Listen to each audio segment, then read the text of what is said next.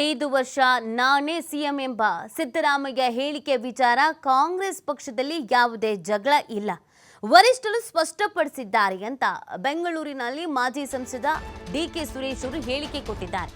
CM ಮುಂದುವರಿತಾರೆ ಎಂದು ಡಿಕೆಶಿ ಹೇಳಿದ್ದಾರೆ. ಅವರು ಯಾವುದೇ ಆತಂಕದಲ್ಲೂ ಇಲ್ಲ, ಆತುರನೂ ಪಡ್ತಾ ಇಲ್ಲ.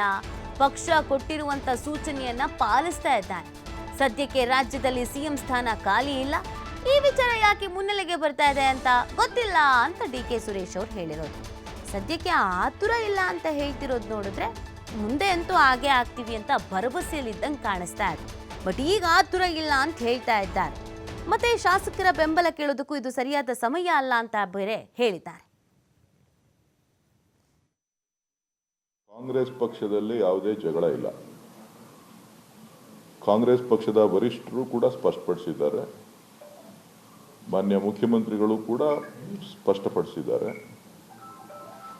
ಪಕ್ಷದ ಅಧ್ಯಕ್ಷರಾಗಿ ಡಿಕೆ ಶಿವಕುಮಾರ್ ಅವರು ಮತ್ತು ಉಪಮುಖ್ಯಮಂತ್ರಿಗಳಾಗಿ ಶಿವಕುಮಾರ್ ಅವರು ಸ್ಪಷ್ಟವಾಗಿ ಸಿದ್ದರಾಮಯ್ಯನವರು ನಾಯಕತ್ವದಲ್ಲಿ ಮುಂದುವರಿತೇವೆ ಅನ್ನೋ ವಿಚಾರನ ತಿಳಿಸಿದ್ದಾರೆ.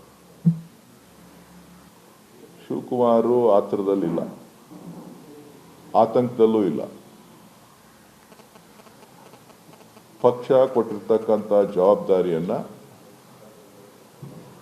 ಪ್ರಾಮಾಣಿಕ ಪಕ್ಷದ ಒಬ್ಬ ಕಾರ್ಯಕರ್ತನಾಗಿ